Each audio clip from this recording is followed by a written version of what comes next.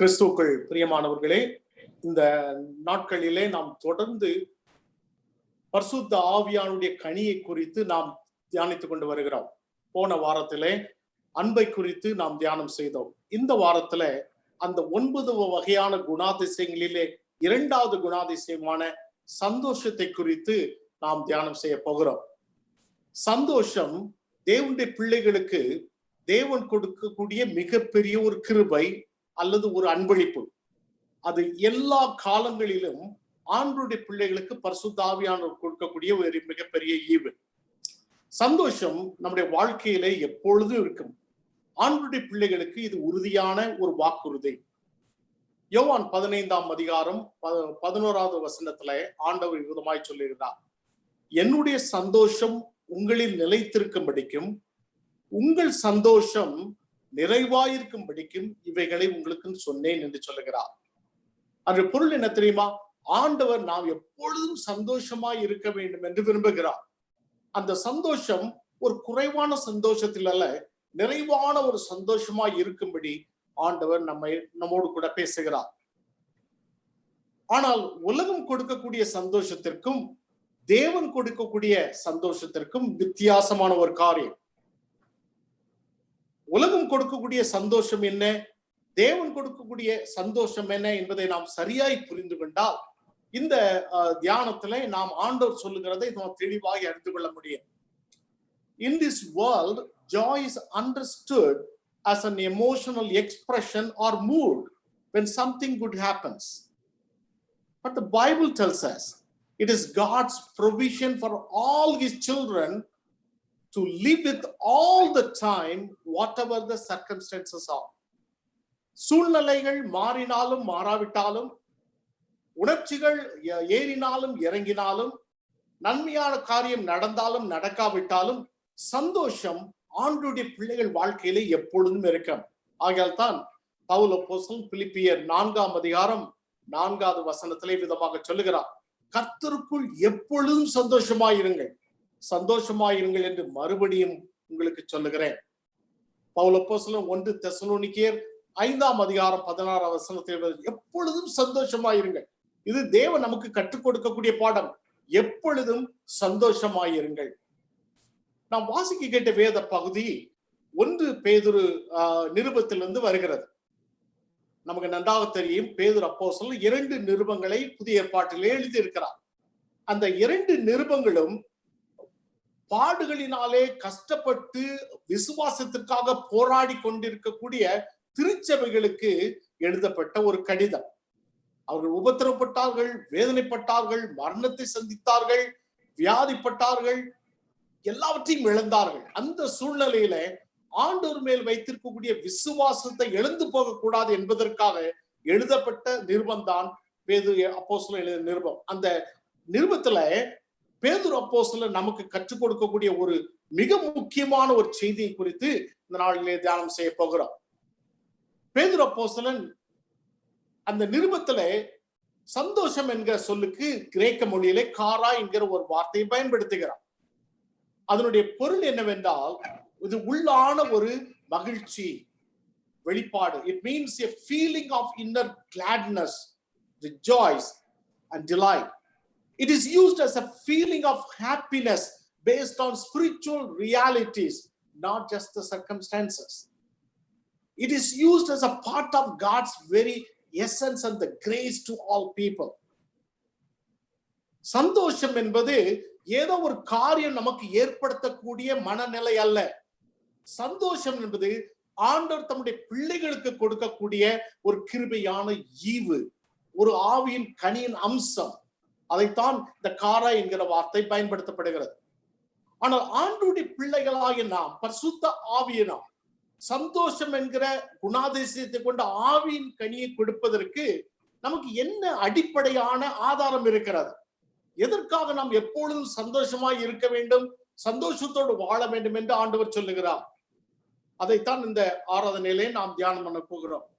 1 பேதுரு 1ஆம் அதிகாரம் 3வது வசனம் முதல் 5வது வசனம் வரை அடங்கிய வேத பகுதியை நீங்கள் திருப்பிக் கொள்ளுங்கள். Turn to your Bible to 1 Peter chapter 1 verses 3 to 5. அங்கே பேதுரு அப்போஸ்தலன் விதமாக சொல்லுகிறார், நம்முடைய கர்த்தராகிய இயேசு கிறிஸ்துவின் பிதாவாகிய தேவனுக்கு ஸ்தோத்திரம் உண்டாவதாக.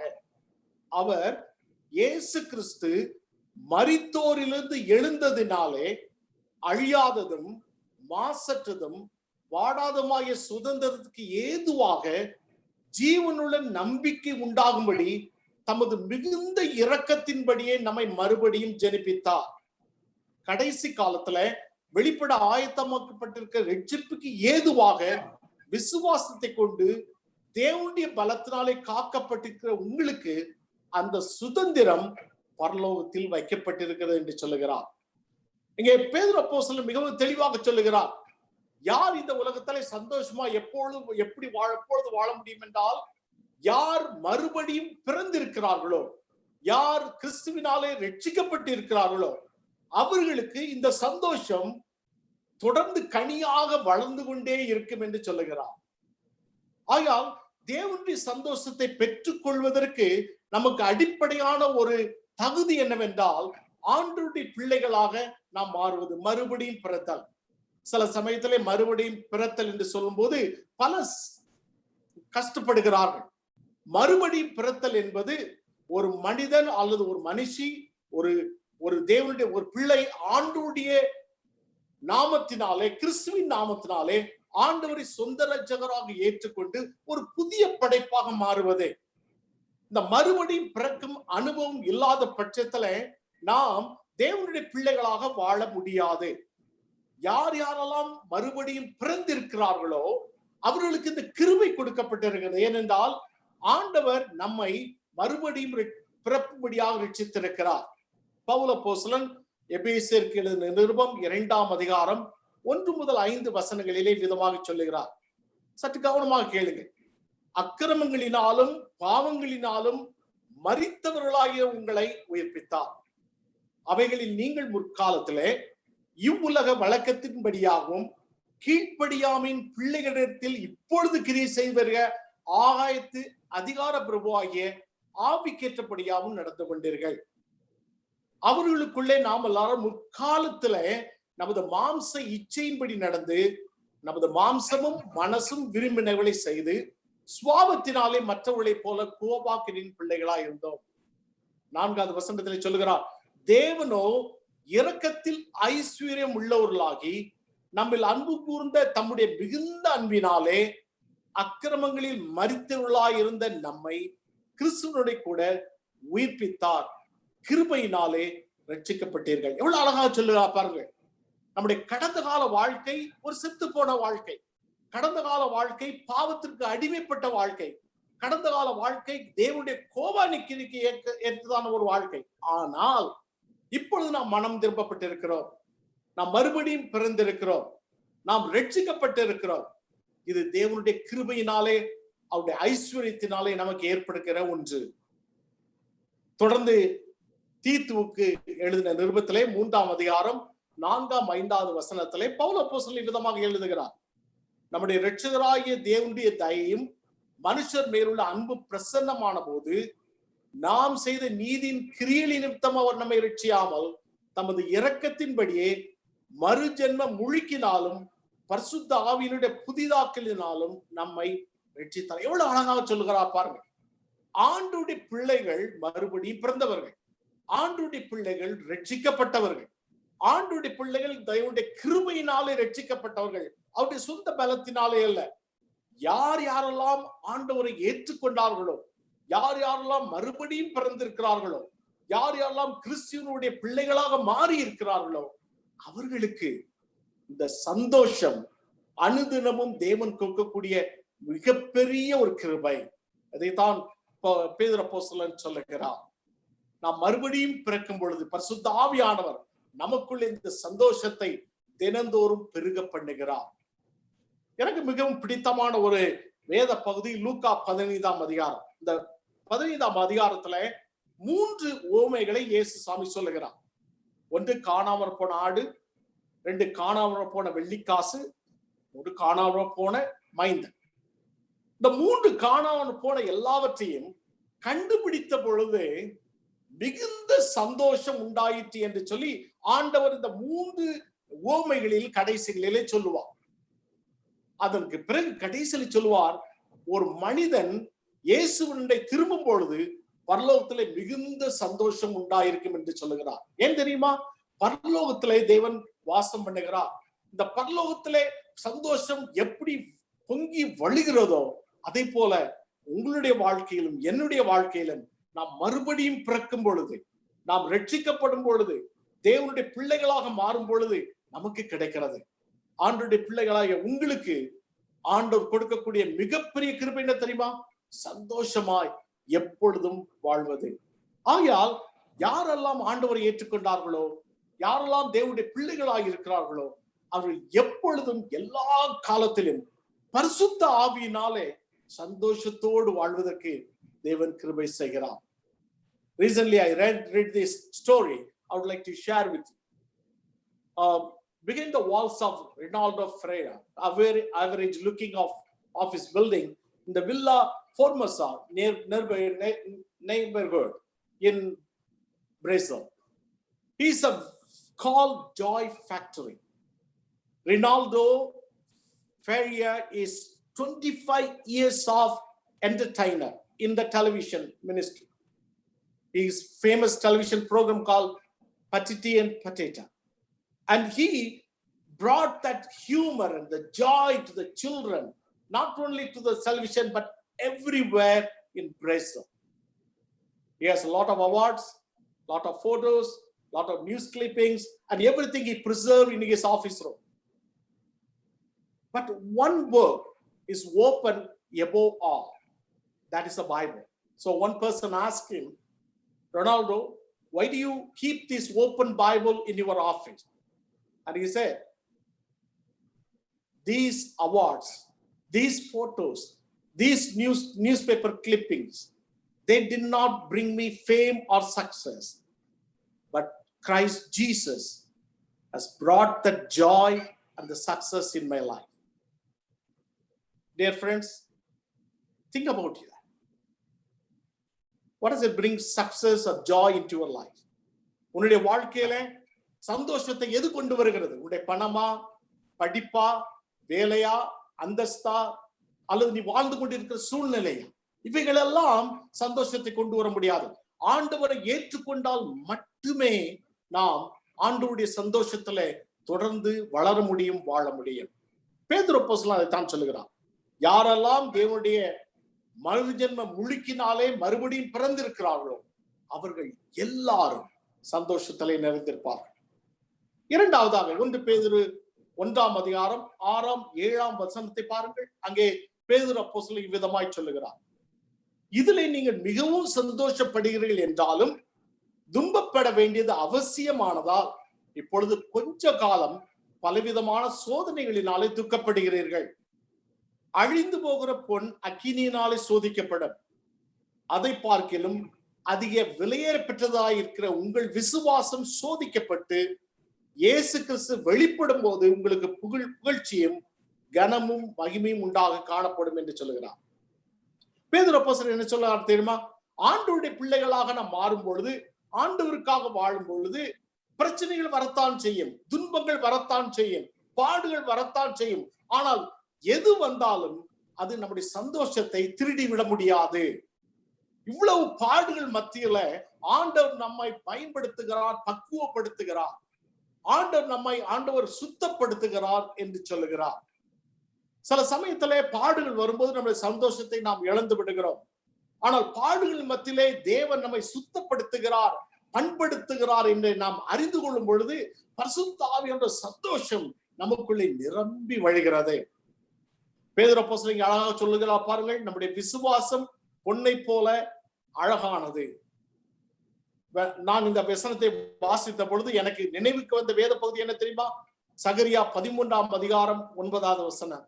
அந்த பகுதியில ஆண்டவர் விதமாய் சொல்லுகிறார், வெள்ளியை உருக்கிறது போல அவர்களை உருக்கி பொன்னை புடமிடுகிறது போல அவர்களை புடமிடுவேன். அவர்களின் நாமத்தை தொழுது கொள்வார்கள். நான் அவர்கள் விண்ணப்பத்தை கேட்பேன். இது என் ஜனம் என்று நான் சொல்லுவேன், கர்த்தரின் தேவன் என்று அவர்கள் சொல்லுவார்கள் என்று சொல்லுகிறார். சகரியா 13ஆம் அதிகாரத்துல ஆண்டவர் என்ன சொல்லுகிறார் தெரியுமா? ஆண்டவர் தம்முடைய பிள்ளைகள் சில சமயத்திலே துன்பத்தின் வழியாக, பாடுகளின் வழியாக, கஷ்டங்களின் வழியாக கடந்து செல்லும்படியாக ஆண்டவர் நம்மை அழைத்து கொண்டு போகிறார். ஆனால் ஆண்டவர் நம்மோடு கூட இருக்கிறார். அவர் நம்மை பண்படுத்துகிறார், சுத்தப்படுத்துகிறார், பயன்படுத்துகிறார். ஆண்டவர் நம்மை உருவாக்குகிறார். இதை நாம் நினைத்து இருப்போம் என்றால் சந்தோஷம் நம்முடைய உள்ளத்தை விட்டு நீங்காது. பலர் அநேக சமயத்திலே பாடுகள் வரும்போது நாம் என்ன சொல்கிறோம்? ஆண்டவரே, நீர் என்னை ஏன் கைவிட்டீர்? ஏன் எனக்கு இப்படி நடக்கிறது? ஆனால் அப்படி சொல்லும் பொழுது நம்முடைய உள்ளத்திலிருந்து சந்தோஷம் போய் துக்க முகத்தோடு நாம் இருக்கிறோம். ஆனால் இங்கே பேதுரு அப்போஸ்தலன் அழகாக சொல்லுகிறார், சகரியா தீர்க்கதரிசியாய் தேவன் நமக்கு சொல்லுகிறார், அவர் நம்மை பண்படுத்துகிறார், புடமிடுகிறார். மல்கியா 2ஆம் அதிகாரம் 3ஆம் அதிகாரம் 2வது வசனம் முதல் வாசித்து பார்த்தால் இங்கே தேவனுடைய வார்த்தை விதமாக சொல்லுகிறது, அவர் புடமிடுகிற அக்கினியை போலவும் வண்ணாருடைய சவுக்காரத்தை போலவும் இருப்பார். அவர் உட்கார்ந்து வெள்ளியை புடமிட்டு சுத்திகரித்துக் கொண்டிருப்பார்.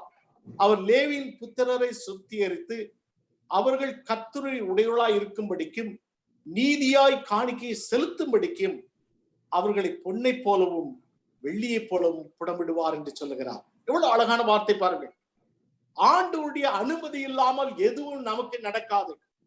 ஆண்டவருடைய அனுமதி இல்லாமல் எதுவும் நம்முடைய வாழ்க்கையை கடந்து வர முடியாது. ஆண்டவர் அதை அனுமதித்தார் என்றால் அதை நம்மை பண்படுத்துவதற்காக, நம்மை பக்குவப்படுத்துவதற்காக ஆண்டவர் பயன்படுத்துகிறார்.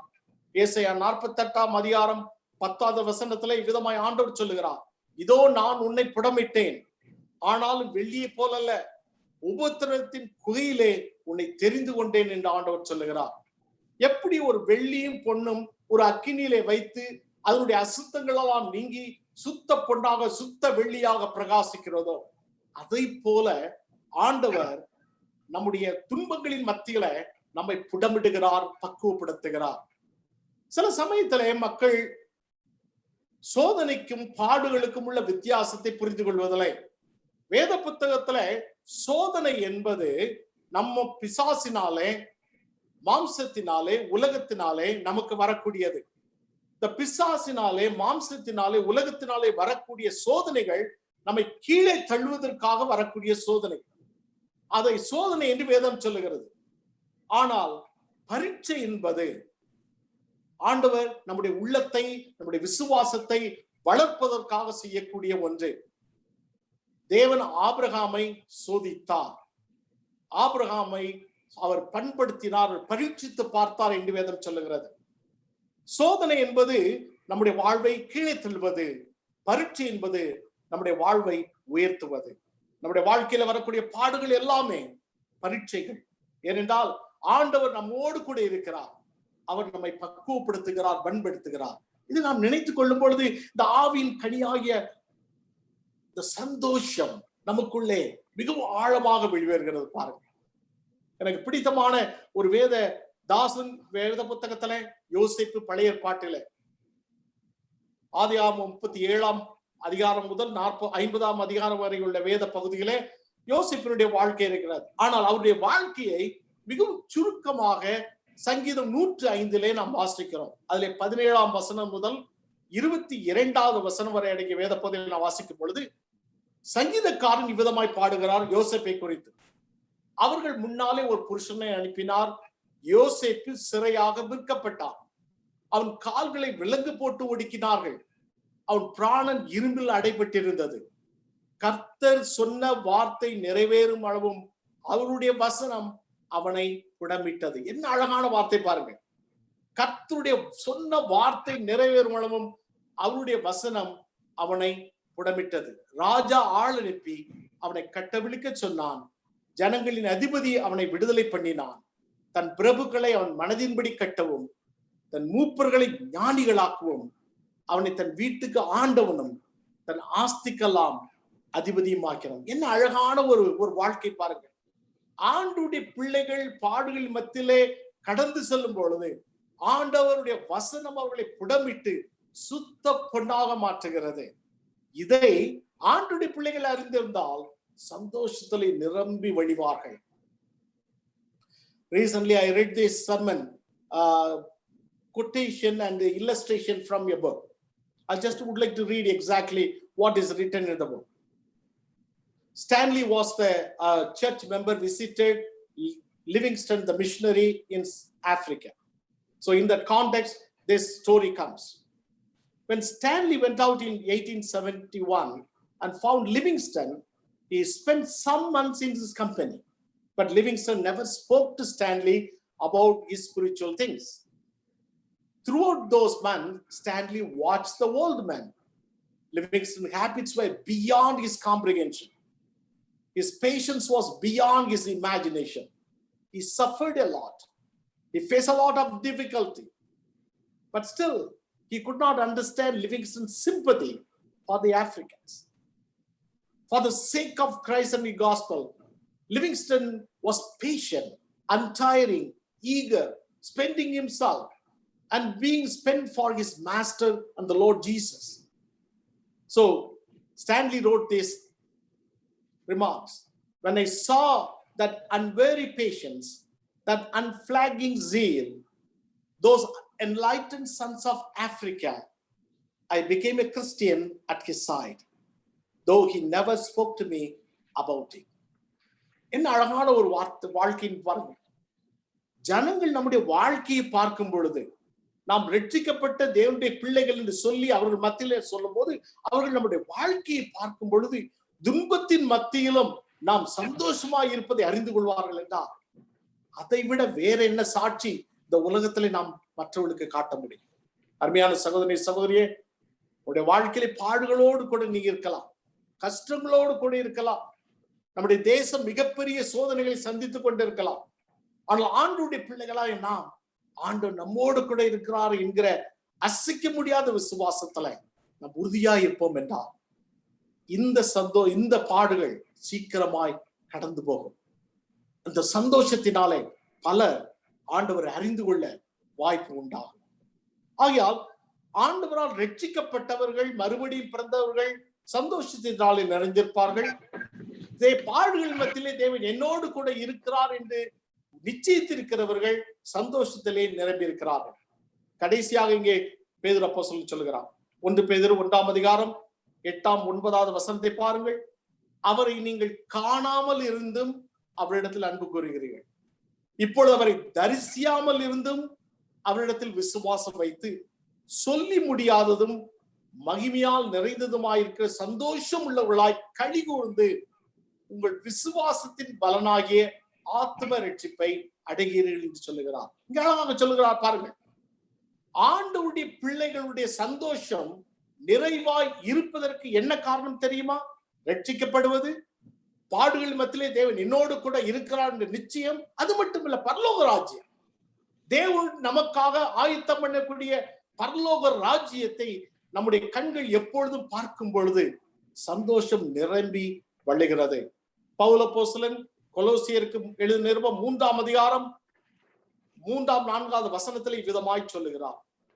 ஏனென்றால் நீங்கள் மரித்தீர்கள், உங்கள் ஜீவன் கிறிஸ்துவை கூட தேவனுக்குள் மறைந்திருக்கிறது.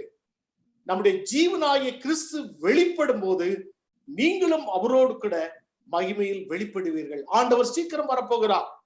ஆண்டவர் வாக்கு பண்ணினபடி திரும்ப வரப்போகிறார்.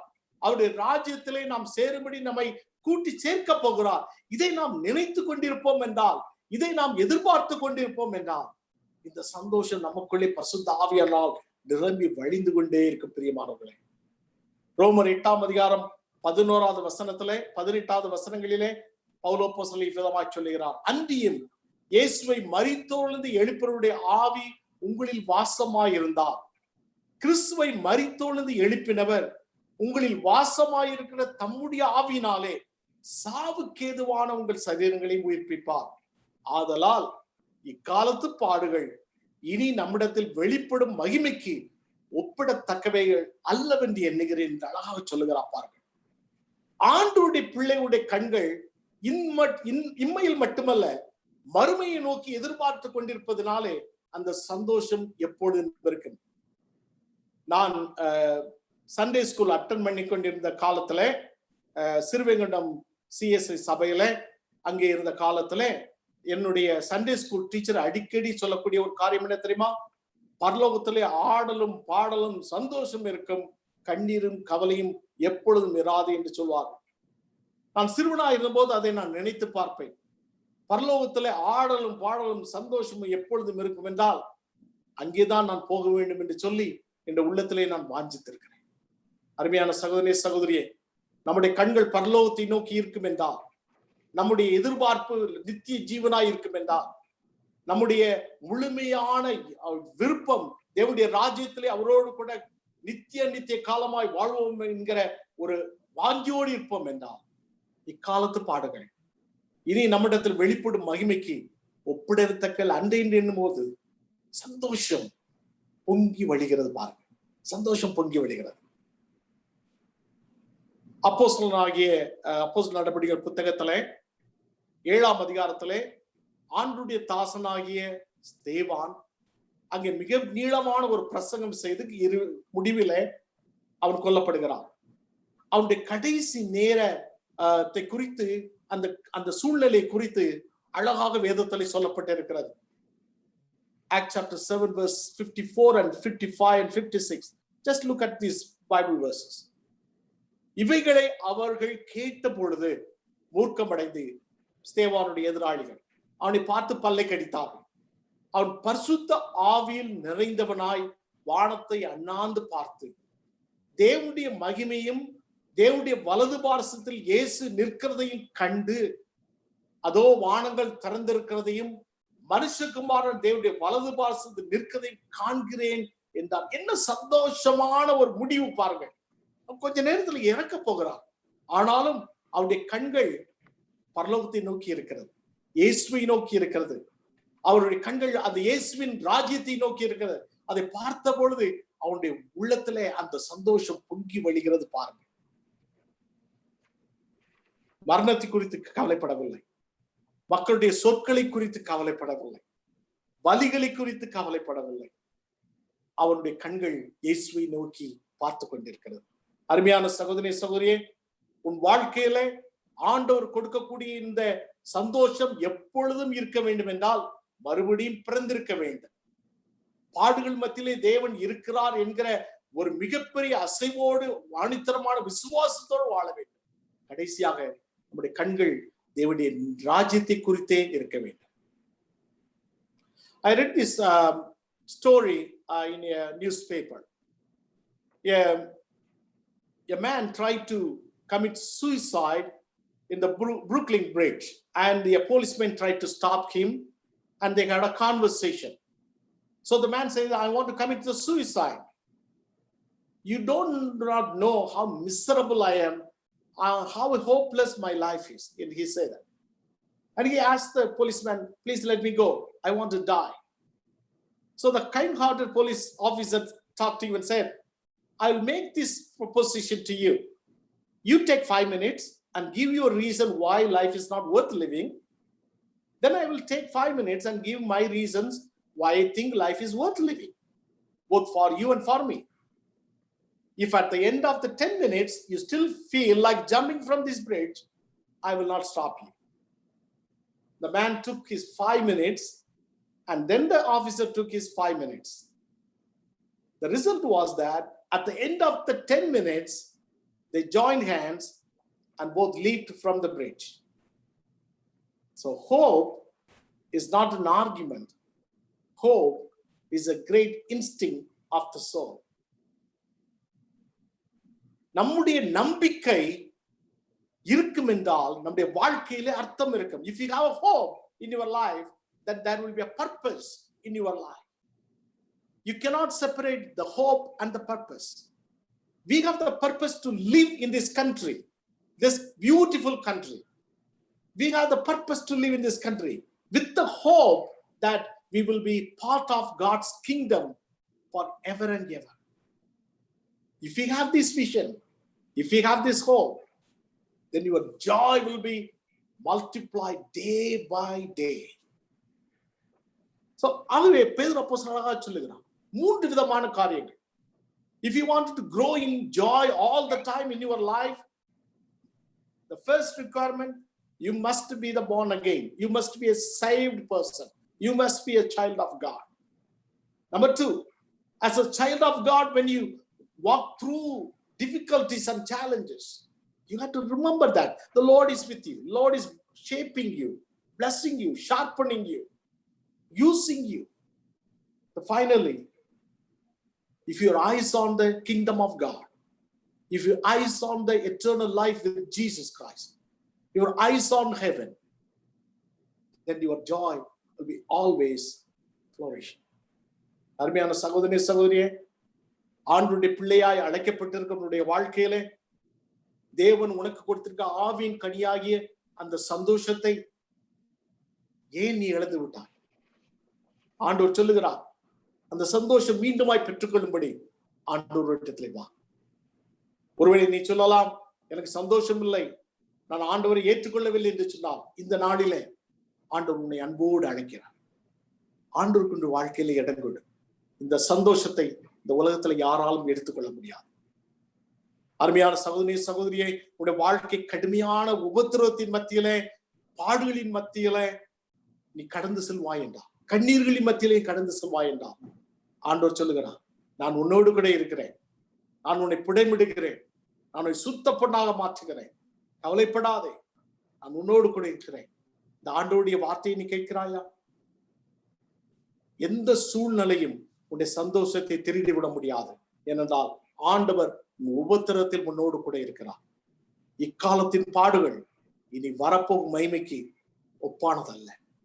கடைசியாக உன்னுடைய கண்கள் பரலோக ராஜ்யத்தை குறித்து இருக்கிறதா? பரலோக ராஜ்யமே உன்னுடைய வாழ்க்கையின் முக்கியமான அம்சம் என்று எதிர்பார்த்து கொண்டிருக்கிறாயா? இயேசு திரும்பி வரும்போது நாம் எல்லாரும் அவரோடு கூட சேர்ந்து நித்திய காலமாய் வாழ்வதற்கு அழைக்கப்பட்டவர்கள் என்ற எண்ணம் எப்பொழுதும் இருக்கும் பொழுது சந்தோஷம் பொங்கி வழிகிறது அல்லவா? அந்த சந்தோஷத்தை பெற்றுக் கொண்டிருக்கிறாயா? பல சமயத்துல நாம் மேலே பார்ப்பதை விட கீழே பார்க்கிறோம். பல சமயத்துல தேவனுடைய ராஜ்யத்தை பார்ப்பதை விட இந்த உலகத்தின் ராஜ்யத்தை நாம் பார்க்கிறோம். இந்த உலகத்தின் ராஜ்யங்கள் எப்படி இருக்கிறது? எல்லா நடவடிக்கைகளும், எல்லா காரியங்களும், அனுதினம் நாம் கேட்கக்கூடிய எல்லா செய்திகளும் நம்முடைய சந்தோஷத்தை திருடுகிறதா இருக்கிறது. ஆனால் நம்முடைய கண்கள் பரலோகத்தை நோக்கி இருக்கும் பொழுது, இந்த உலகத்திலே ஆண்டவர் கொடுக்கிற சந்தோஷத்தினாலே இந்த தேசத்தை நாம் நிரப்ப முடியும். அதை செய்வதற்கு ஆண்டவர் உன்னை அன்போடு அழைக்கிறார்.